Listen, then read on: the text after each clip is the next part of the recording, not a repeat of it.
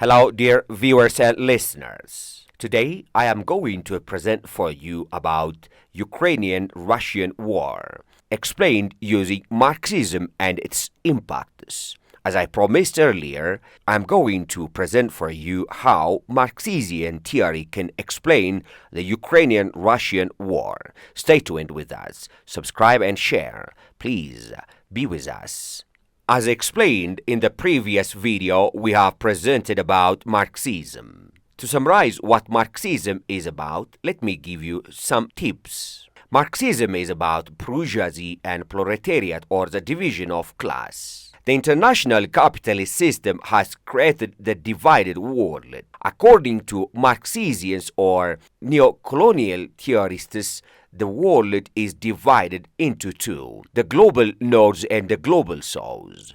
In today's presentation, I present how Ukrainian and Russian war could be explained using Marxism, and also we will see how it impacts.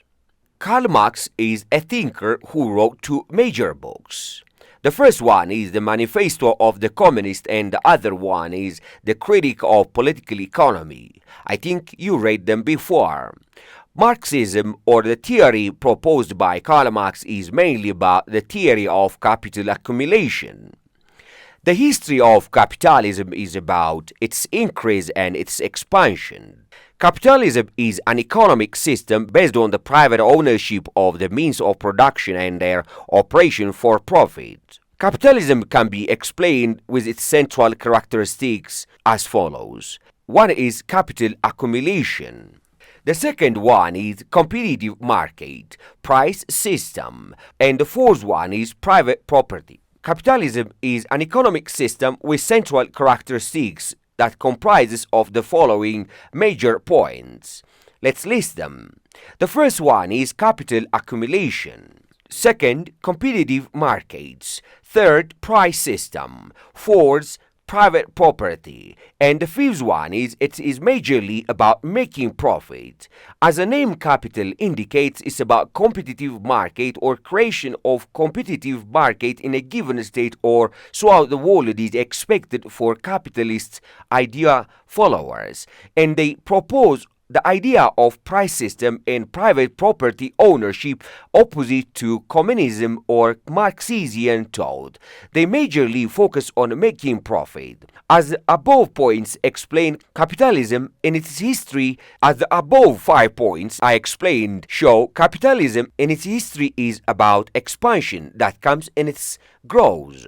The global economy and the international capitalist economy has grown largely and rapidly. For example, the global economy in 1950s was 9 trillion and higher integration has created it to grow 10 times to $90 trillion currently. This deep capital expansion and growth could be good or bad, or capitals could expand or die. However, these conditions has to accommodate different pressures on labor supply, environment, gender, and increasing consumerism. For example, the global economy in 1950s was 9 trillion and higher integration has created it to grow to 10 times, that means $90 trillion currently. Therefore, deep capital expansion and growth could be good or bad, or capitals could expand somewhere else and may die somewhere else too. However, these conditions or expansion of capitalism has to accommodate different pressures on the following: on labor supply, environment, gender, increasing consumerism, because it creates spiral forces of expansion that creates stresses and that creates geopolitical stresses. Let's have some example here. Since 1945, the free world, especially the Europeans and North America, was majorly dominated by United States of America, till 1990s. This time covers the time where United Nations was established and USSR fall. But after the deepened globalization and the end of Cold War, the economy of the world has grown for the benefit of global north than the global south. The global north has dominated the global south economically and politically. However, the global north and south are taken as a good explanation for Marxists. The global north or the west after the fall of Soviet Union in 1991 has largely dominated the world's institutions such as IMF and World Bank. Consequently, the old USSR member states had shifted their policies from communism towards capitalism. Russia, for example, has also become a capitalist nation. Therefore, the newly independent nations have started to become capitalist. In other words, neoliberalization has become their policy, or as a piece and a parcel, they have included neoliberalism as their development policy. As a trump or award, the debt cancellation was made by the major powers of global north, including United States and the European countries, has made debt cancellation for the global south countries, including African and some Asian countries. The neoliberalization included the following: 1. Elimination of price controls. 2. Deregulation of capital markets or the corporate sector. 3. Lowering trade barriers. 4. Consumerism. 5. Privatization of public sphere. 6.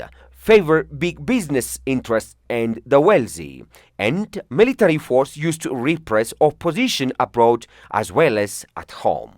Based on this, the neoliberalization after 1991 makes the two capitalist elites, which mean the United States capital elites and the Russian elites, go for competition and create capitalist war due to economic interest in agribusinesses and industries, as well as ideological competition can occur on the ground between Russia and European nations. The capitalist wars like Ukraine and Russia have impact on global south or periphery or third world nations. Here, let me explain how the Ukrainian Russian war or the wars between the West and the communist nations can be explained using Marxism. The capitalist wars like Ukrainian and Russian war have impact on global south or periphery and third world nations due to the features of capitalism such as 1. Overaccumulation. 2. Problems of the surplus and the absorption of surplus over time and removal of surplus. Disposal of surplus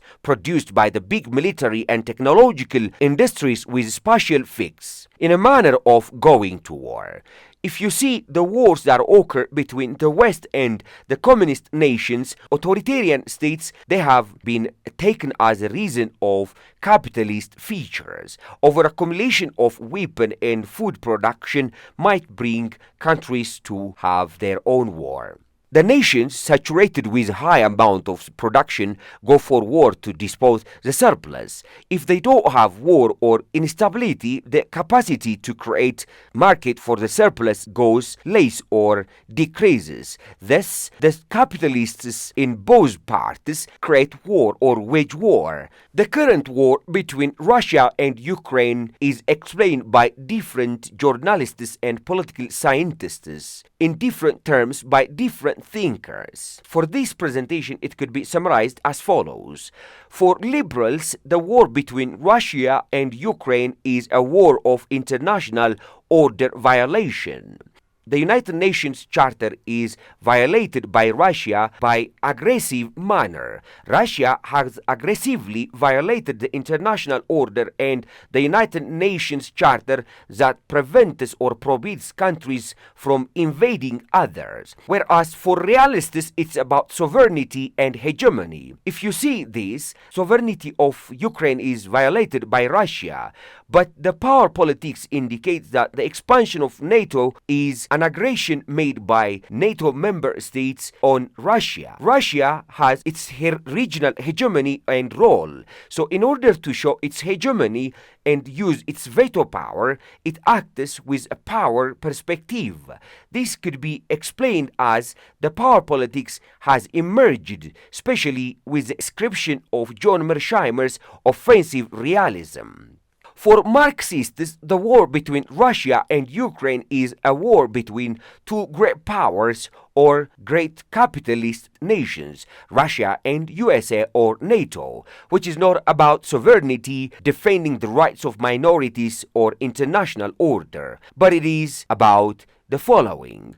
1. Expansion on ex-Soviet region for Russian and others. 2. Exporting capital to new market for the purpose of extending the control of the capital in the region. 3. Providing the two great nations with 1. New natural resources. It could be explained as follows. The new natural resources found in invaded parts of Russia are much. In regions like Donetsk, Luhansk, there is immense amount of natural resource that could be used as a means for the industries which are operated by Russia. On the other hand, the Americans or the NATO member countries can have market in Ukraine if they included Ukraine as part of NATO.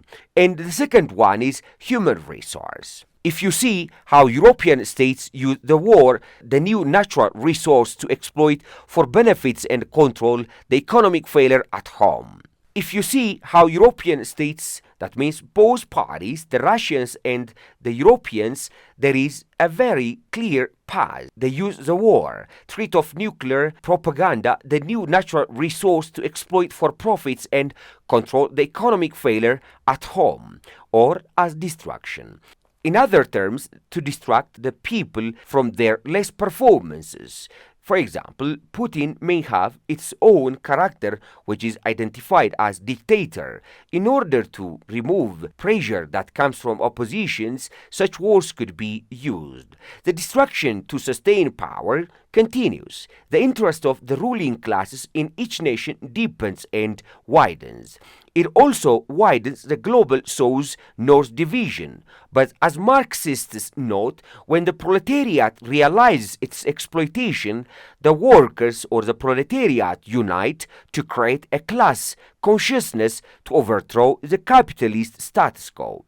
This consciousness or revolution of the ordinary citizens in both nations is supported to stop the challenges or suffering of the ordinary citizens, disruption of global supply chain, the injustice on ordinary citizens made by capitalist elites, the deterioration of the life expectancy in both Ukraine and Russia, African hunger and health crisis, and at last improving the living standard. So the war between Ukraine and Russia for Marxists is not a war between two Slavic people. It's a war between two capitalist elites of the world. I hope you find this video very interesting. Subscribe and share for more. Thank you for listening.